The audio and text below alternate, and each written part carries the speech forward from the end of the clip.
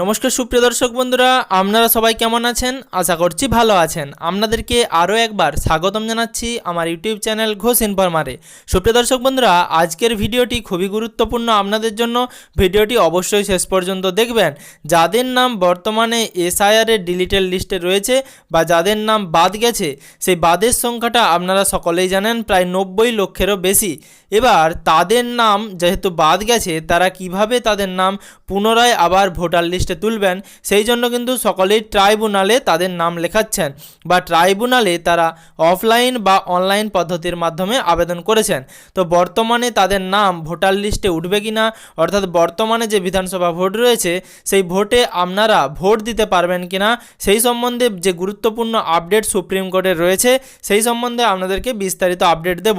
ভিডিওটি অবশ্যই শেষ পর্যন্ত দেখবেন এবং তার সাথে আপনাদের কাছে ছোট্ট অনুরোধ, চ্যানেলে নতুন হয়ে থাকলে অবশ্যই চ্যানেলটিকে সাবস্ক্রাইব করে রাখবেন এবং তার সাথে পাশে থাকা নোটিফিকেশনের বেল আইকনের অল বাটনটিও প্রেস করে রাখবেন। বর্তমানে সুপ্রিম কোর্টের তরফ থেকে কি বলা হয়েছে, বিচারাধীন তালিকা থেকে বাদ যাওয়া ভোটারদের ভবিষ্যৎ কি?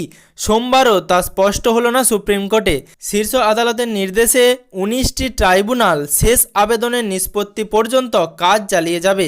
নাগরিকদের ন্যাচারাল জাস্টিস দেওয়াটাই লক্ষ্য বলে মন্তব্য করেছে দেশের প্রধান বিচারপতি সূর্যকান্ত, বিচারপতি জয়মাল্য বাগচি এবং বিচারপতি বিপুল এম পাঞ্চলির বেঞ্চ। যদিও ট্রাইব্যুনাল কাউকে বৈধ ভোটার বলে রায় দিলেও তিনি এবার ভোট দিতে পারবেন কি না সে নিয়ে কিন্তু প্রশ্নের উত্তর এখনও মেলেনি। তবে নির্বাচন কমিশনের ক্ষমতা কার্যত খর্ব করে সুপ্রিম কোর্ট জানিয়ে দিয়েছে যে বাতিল ভোটারদের যাবতীয় নথি খতিয়ে দেখে নিজেদের মতো সিদ্ধান্ত করতে পারে ট্রাইব্যুনাল। সোমবারই ছিল পশ্চিমবঙ্গে প্রথম দফার মনোনয়ন পর্বের শেষ তারিখ। নিয়ম অনুযায়ী এদিন ঠিক রাত 12টায় ভোটার তালিকা ফ্রিজ হয়ে যাওয়ার কথা, কিন্তু বেশ কিছু ক্ষেত্রে সাইন এখনও বাকি। ফলে সুপ্রিম কোর্ট জানালেও এদিন রাতেই তালিকা প্রকাশ নিয়ে সংশয় দেখা গিয়েছে। কমিশন অবশ্য শীর্ষ আদালতে জানিয়েছে 60,06,675 জন বিচারাধীনের নথির নিষ্পত্তি করে সোমবার রাতেই সাপ্লিমেন্টারি তালিকা প্রকাশ করা হয়ে যাবে। এদিন সওয়াল পর্বে ডিলিটেড ভোটারদের অন্তর্ভুক্তির দাবিতে সরব হন মমতা বন্দ্যোপাধ্যায়, অর্থাৎ আমাদের রাজ্যের মুখ্যমন্ত্রী এদিন কিন্তু সওয়াল পর্বে ডিলিটেড যারা ভোটার রয়েছেন তাদের অন্তর্ভুক্তির দাবিতে সরব হন এবং রাজ্য সরকারের আইনজীবী শ্যাম দিওয়ান এবং কল্যাণ বন্দ্যোপাধ্যায় তারাও কিন্তু ডিলিটেড ভোটারদের আবারও অন্তর্ভুক্তির দাবিতে সরব হন। তারা বলেন, আগামী 18 এপ্রিল পর্যন্ত ট্রাইব্যুনালে পাস হওয়া ভোটারদের নাম পূর্ণাঙ্গ তালিকায় অন্তর্ভুক্ত করা হোক। কিন্তু বিচারপতি জয়মাল্য বাগচি পর্যবেক্ষণে সাফ জানিয়ে দেন, 26 লক্ষ ভোটারের নাম আগামী 15 দিনের মধ্যে সমাধান করা অত্যন্ত কঠিন। প্রত্যেকেই চাইবে যে তাদের নাম অন্তর্ভুক্ত হোক, কিন্তু এই অল্প দিনে তা করতে গেলে বিশৃঙ্খলা তৈরি হবে। সেই কথায় একই সুর ধরে নির্বাচন কমিশনের আইনজীবী দামা শেষাদ্রি শোনালেন, তারা ভবিষ্যতের জন্য চেষ্টা করতে পারেন। বিচারকদের সন্তুষ্ট করতে না পারার কারণেই নাম বাদ যাচ্ছে। কেন্দ্রের সলিসিটর জেনারেল তুষার মেহতারও মন্তব্য, এভাবে কোনো একটি রাজ্যের জন্য কমিশনের বিধি বদলানো যায় না।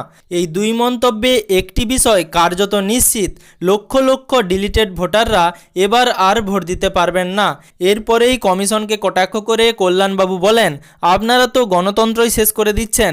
ইসিআই অর্থাৎ ইলেকশন কমিশনকে তো এখন এক্সক্লুশন কমিশন অফ ইন্ডিয়াতে পরিণত করেছেন। তা শুনে পাল্টা ইলেকশন কমিশনের আইনজীবী বলেন, ডিলিটেড ভোটাররা অনলাইনের পাশাপাশি অফলাইনে তাদের যে জেলা শাসক রয়েছে অর্থাৎ এসডিও বা এসডিএম তাদের কাছে কিন্তু আবেদন করতে পারেন। তাদের রসিদ দেওয়ার নির্দেশ দিয়েছে সুপ্রিম কোর্ট। ট্রাইব্যুনালে কত দ্রুত কাজ শুরু করা যায় তা দেখতে বলা হয়েছে কমিশনকে। আবেদন ও নিষ্পত্তির গোটা প্রক্রিয়ার গাইডলাইন তৈরির জন্য 3 অভিজ্ঞ বিচারপতিকে নিয়ে কমিটি গড়ার নির্দেশ দেওয়া হয়েছে কলকাতা হাইকোর্টের তরফ থেকে, অর্থাৎ কলকাতা হাইকোর্টের প্রধান বিচারপতি সেই রকমই একটা সিদ্ধান্ত দিয়েছেন।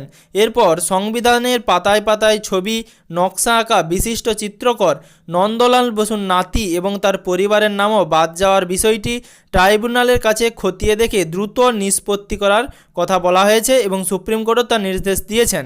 এদিকে কমিশনের তরফে ট্রাইব্যুনালের সঙ্গে সমন্বয় রেখে কাজ করার জন্য বলা হয়েছে।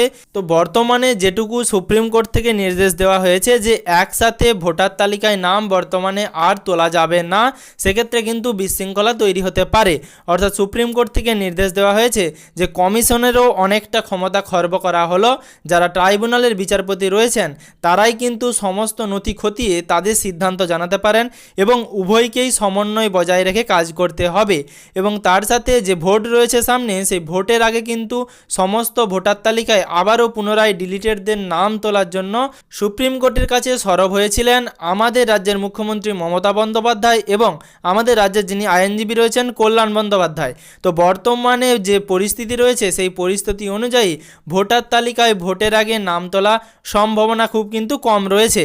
তবে ভোটের পর কিন্তু উভয়ই যারা ট্রাইব্যুনালে আবেদন করেছেন অর্থাৎ অনলাইন অথবা অফলাইন পদ্ধতিতে, তাদের কিন্তু অনেকেরই নাম উঠতে পারে যদি আপনারা আপনাদের যথাযোগ্য সমস্ত নথি দিয়ে দেন। তার সাথে আপনি যদি সত্যিই ভারতের ভোটার হয়ে থাকেন বা ভারতের একজন সৎ নাগরিক হয়ে থাকেন এবং আপনি আপনার সমস্ত যোগ্যতার রসিদ বা আপনার সমস্ত নথি প্রকাশ করেন, সেক্ষেত্রে কিন্তু সরাসরি ট্রাইব্যুনালে যারা রয়েছেন সেক্ষেত্রে বিচারপতিরা অর্থাৎ ট্রাইব্যুনালের যারা বিচারপতি রয়েছেন তারাই কিন্তু সরাসরি আপনার যে মামলাটি রয়েছে সেই মামলা নিষ্পত্তি করে দেবে এবং আপনাদের নাম কিন্তু ভোটার তালিকায় পুনরায় উঠে যাবে।